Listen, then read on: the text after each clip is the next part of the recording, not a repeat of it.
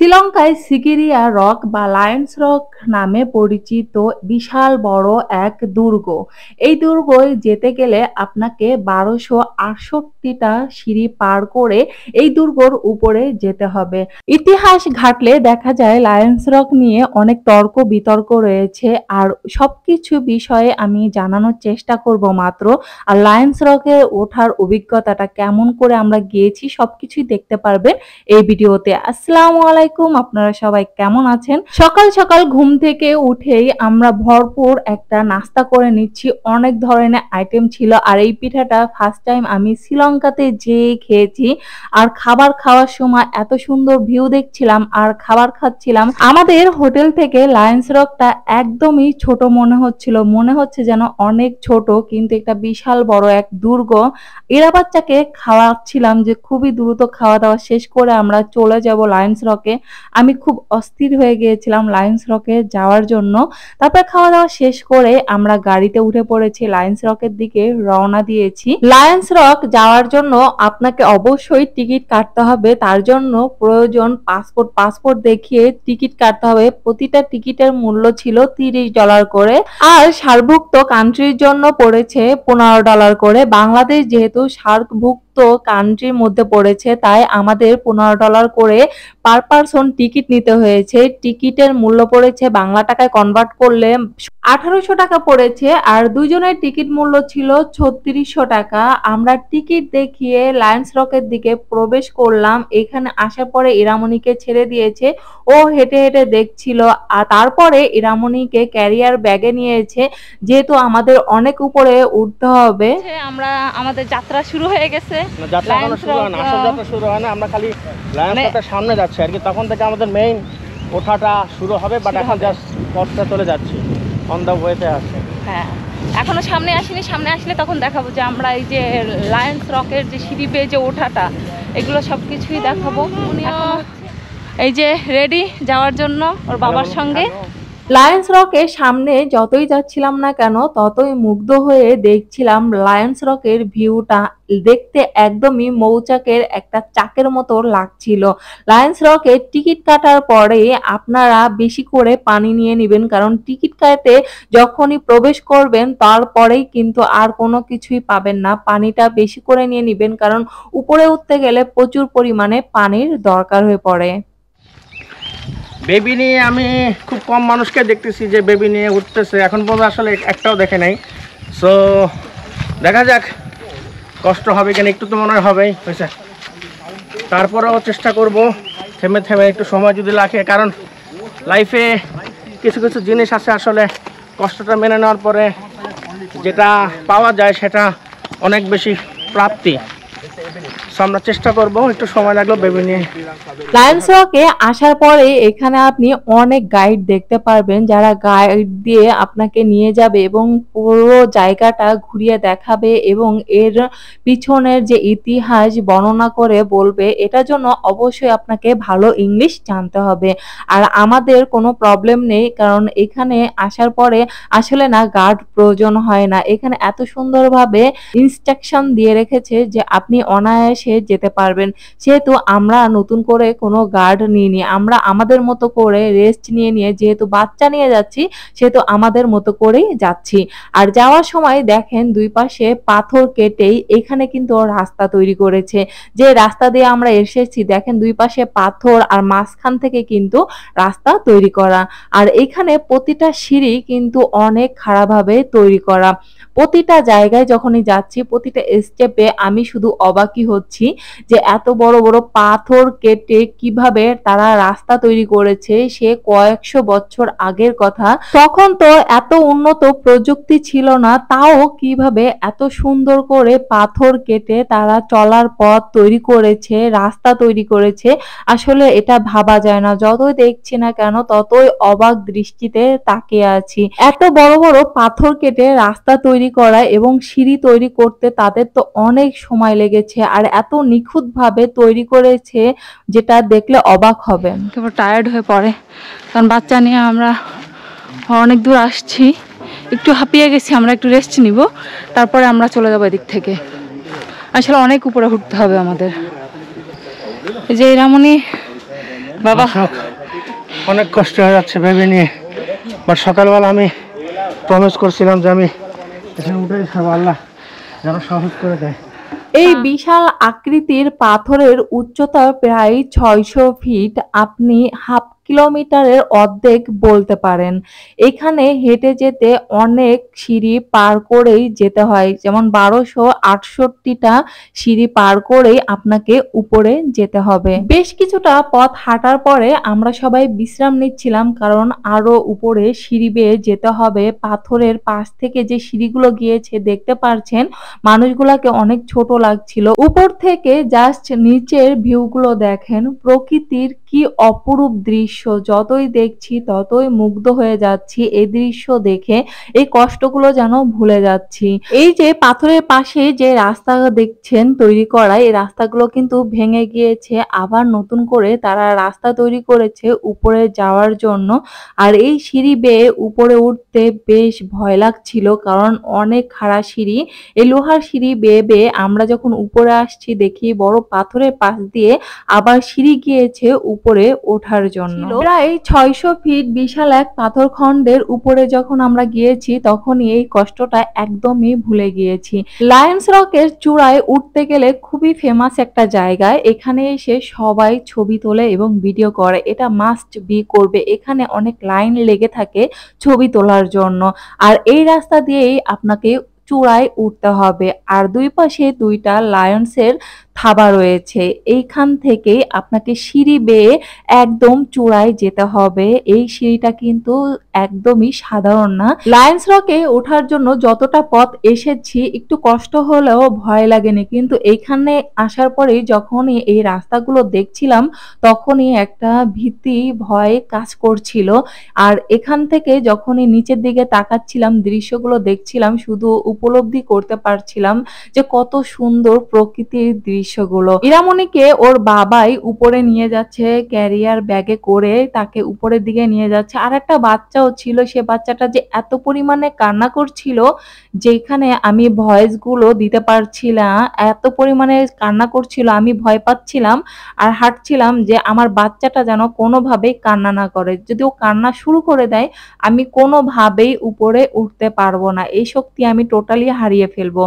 আর দোয়া করছিলাম যে আমরা যেন ভালোভাবে উঠতে পারি। ইরামনির বাবার অনেক কষ্ট হচ্ছিল উপরের দিকে উঠতে, কারণ একটা মানুষ স্বাভাবিক উঠলেই তার কষ্ট হয়, আর একটা বাচ্চা নিয়ে উপরে ওঠাটা অনেক কষ্ট। আমরা শুধু উপরে হাঁটছিলাম আর দোয়া করছিলাম, আল্লাহ আমাদের পথগুলো আপনি সহজ করে দেন। প্রতিটা স্টেপে হাঁটছিলাম আর দোয়া করছিলাম আমরা যেন ভালোভাবে পৌঁছাতে পারি এবং ভালোভাবে যেন নামতে পারি, কোনো যেন প্রবলেম না হয়। আর এই সিঁড়ি বেয়ে যখন উপরের দিকে যাচ্ছিলাম এত ভালো লাগছিল, মনে হচ্ছিল যে আর কিছু দূর গেলেই মেঘটা ছুঁতে পারবো। এই সিঁড়ি বেয়ে যতই উপরে উঠছি না কেন ততই ভালো লাগছিল, মনে হচ্ছে মেঘগুলো আরো বেশি কাছে চলে আসছে। আবার যখন নিচের দিকে তাকাচ্ছিলাম তখনই ভয় লাগছিল, মনে হচ্ছিল পা পিছলে যদি পড়ে যায় তাহলে আর বেঁচে ফিরবো না। কিন্তু আমরা অনেক কষ্টে উপরের দিকে যাচ্ছি, আরো ভালো লাগছিল। আর ইরামনির বাবার বেশি কষ্ট হয়ে যাচ্ছিল, কারণ এক একটা মানুষ উপরে ওঠাটা অনেক টাফ, সেখানে একটা বাচ্চা ক্যারি করা আসলে অনেক অনেক কঠিন। একটা জিনিস দেখে বেশি ভালো লাগছিল যে আমার ইরা বাচ্চাটা কোনো প্রকার কান্না করেনি আর বিরক্ত করছিল না, ও এই জিনিসগুলো এনজয় করছিল, এটা দেখে বেশ ভালো লাগছিল। আরো বেশি ভালো লাগছিল যখন দেখি সিঁড়ি প্রায় শেষ পর্যায়ে, আর কোনো সিঁড়ি হাঁটতে হবে না, তখনই চোখে পড়লো আর এক ধাপ সিঁড়ি, সেটাকে পার করে আমরা একদম চূড়ায় উঠে গিয়েছি। এত ভালো লাগছিল। ওর বাবা তো পুরো ক্লান্ত হয়ে গিয়েছে, ক্যারিয়ার ব্যাগটা খুলে আমরা জাস্ট এই দৃশ্যগুলো উপভোগ করছিলাম। কত সুন্দর দেখাচ্ছে, জাস্ট ভিউগুলো দেখেন। ৭,০০০ বছর আগের লায়ন্স রক। হিন্দু ধর্মের অবলম্বীরা বিশ্বাস করেন এই লায়ন্স রক হচ্ছে রাবণের বাসস্থান বা রাবণের প্যালেস, আবার অনেকে বলে থাকে রাবণ প্যালেস লঙ্কা। হিন্দু ধর্মের অবলম্বীরা বিশ্বাস করেন রাবণ স্বর্গে যাওয়ার জন্য এখান থেকে সিঁড়ি তৈরি করেছে যে সে স্বর্গে যেতে পারবে। হিন্দু ধর্মের অবলম্বীরা এটাও বিশ্বাস করে রাবণ সীতাকে এই লায়ন্স রকেই ধরে এনেছিল। বেশ কিছুদিন সীতা এই লায়ন্স রকে এসেছিল এবং ইতিহাস থেকে আরো বেশ কিছু জিনিস জানা যায়। দক্ষিণ ভারতে একজন রাজা কাশ্যপা যে কোনো এক যুদ্ধে পরাজিত হয়ে নিজ জান নিয়ে পালিয়ে আসে এই দুর্গে। এইখানে এসে তার নিজ আস্থানা বা একটা প্রাসাদ তৈরি করে। তখনকার আমলে কিভাবে এখানে এত সুন্দরভাবে প্রাসাদ করেছে এটা আমি আসলে ভাবতেই পারি না। এই প্রাসাদটা এখন একটা ধ্বংস স্তূপে পরিণত হয়ে রয়েছে। আমি আর আমার ছোট্ট আম্মা যান দুজনে মিলে 1270টা সিঁড়ির ধাপ পেরিয়ে উঠে পড়েছি সিগিরিয়া রকের একদম চূড়ায়। দেখুন দর্শক, কত সুন্দর লাগতেছে এখান থেকে দেখতে, অদ্ভুত সুন্দর। আর সবচেয়ে ভালো লাগতেছে রোদের তাপ এখনও ওইভাবে নেই, সো আমরা একটু কমফর্টই ফিল করতেছি। এই যে দেখেন কত মানুষ, ম্যাক্সিমাম এসেছে হচ্ছে ইউরোপ থেকে আর কিছু ইন্ডিয়ান। লায়ন্স রকে অনেক সকালে আসাটা অনেক ভালো। আমাদের ইচ্ছা ছিল 7টার সময় এখানে আসবো, কিন্তু আমাদের আস্তে আস্তে প্রায় 8:30 বেজে গিয়েছিল। যতই বেলা গড়াবে ততই রৌদ্রের তাপমাত্রাটা বেশি বাড়বে। যদি বেশি রোদ থাকে একটা সময় নিজের চেহারা দেখেই নিজেকে চিনতে পারবেন না, কারণ চেহারাটাই পাল্টে যাবে। আমরা হোটেল থেকে যে অবস্থায় বের হয়েছিলাম, আসার পরে দেখি আমাদের স্কিন পুরো পুড়ে গিয়েছে। এখানে ওঠার পরে দেখি অনেকগুলা কুকুর। আমি অবাক হচ্ছিলাম, যেখানে উঠতে গিয়ে আমাদের হিমশিম খেতে হয়েছে সেখানে এতগুলো কুকুর কিভাবে আসলো। যাই হোক, এখানে আসার পরে আমার বাচ্চাটা অনেক অনেক আদর পেয়েছে আন্টিদের কাছ থেকে। এনারা এখানকারই শ্রীলঙ্কারই, আর এরা বাচ্চা কুকুরকে বারবার ডাকছিল। আমার বাচ্চাটা কুকুর বিড়ালকে অনেক পছন্দ করে। লায়ন্স রকে 600 ফিট উপরে দেখেন বিশাল বড় আকৃতির একটা পুকুর। 1500 বছর আগে রাজা যখন এখানে প্রাসাদ তৈরি করেন তখন এই বিশাল আকৃতির পুকুর তৈরি করে। 350 টন পাথর কেটে এত বড় একটা পুকুর তৈরি করে। বৃষ্টির পানি ধরে রেখে তারা তাদের দৈনন্দিন জীবনের কাজবাজ করত এই পুকুরের পানি দিয়ে। তাই আমিও চাচ্ছিলাম এই পুকুরের পানিটা ধরে রাখতে। আবার হিন্দু ধর্মের অবলম্বীরা বিশ্বাস করে এই পুকুরের পানি নাকি অনেক পবিত্র। এখানে আসার পরে চোখে পড়লো বেশ কিছু মাছ। এই পুকুরটা দেখে অবাক হচ্ছিলাম, বিশাল বড় একটা পাথর খণ্ডে এত বড় একটা পুকুর। এই পুকুরে পানিটা অনেক ঠান্ডা এবং স্বচ্ছ ছিল। এখন আমাদের নামার পালা। লায়ন্স রক হচ্ছে আগ্নেয়গিরির বিশাল বড় এক পাথর খণ্ড। 200 বছর আগেও এখানকার স্থানীয়রা জানতো না যে এখানে বিশাল বড় এক দুর্গ রয়েছে। 1831 সালে ব্রিটিশ জোনাথন ফোর্স নামে একজন লোক এই ধ্বংসবেশ আবিষ্কার করে। এই লায়ন্স রক 14 বছর পর্যন্ত বৌদ্ধ ধর্মের অবলম্বীরা মন্দির হিসাবে ব্যবহার করেছে। এখানে নামার সময় খুবই খারাপ একটা ঘটনা ঘটছিল আমার সঙ্গে। এখানে নামছিলাম, যেই বাচ্চাগুলো এবং মুরব্বীকে যেতে দেখছেন এরা আমাকে পিছন থেকে বারবার ধাক্কা দিচ্ছিল। আমি ওদেরকে বারবারই সাবধান করছিলাম আর ওরা ফাজলামি করছিল আর বারবার এসে আমার ব্যাগের উপর পড়ছিল। তারপরে আমি একটা সাইড করে ওদের আগে নামতে দিয়ে দিই, তারপরে আমি আস্তে ধীরে বাচ্চা সহ আমরা পরে নামে। লায়ন্স রকে উপরে ওঠা সময় বা নামার সময় কয়েকজন ফরেনারকে দেখেছি বাচ্চা সহ তারা উপরে উঠছে বা নামছে। বাচ্চা হওয়ার পরে অনেকে বলে বাচ্চা নিয়ে আমরা কোথাও ঘুরতে পারি না, বাচ্চা নিয়ে ঘুরতে গেলে বাচ্চার নাকি অনেক কষ্ট হয়। আসলে বাচ্চার থেকে বাচ্চা যারা ক্যারি করে বাবা মারই বেশি কষ্ট হয়। নিজেরা এই কষ্টগুলো করতে পারে না বিধায় এটা বাচ্চার উপরে চাপিয়ে দেয়। আর দেখেন কতটা রিস্ক নিয়ে আমরা যাচ্ছিলাম, আর এত বড় একটা পাথর খণ্ডর পাশ থেকে রাস্তা করেছে নিচে নামার জন্য। আর ইরামণিকে নিয়েই ওর বাবা নামছিল, আর আমার বাচ্চাটা একদমই ঘুমিয়ে গিয়েছে। কারণ বাচ্চা যদি কষ্টই হতো তাহলে কিন্তু বাচ্চা ঘুমাতো না। বাচ্চা বেশ আনন্দেই রয়েছে। যেই পর্যন্ত না আমরা নিচে নেমেছি সেই পর্যন্ত কিন্তু এভাবেই ঘুমিয়েছিল। এখান থেকে দেখছেন পাথর কেটে কিভাবে রাস্তা তৈরি করেছে। আসলে যতই যাচ্ছিলাম না কেন পুরোই অবাক হচ্ছিলাম এইসব দেখে।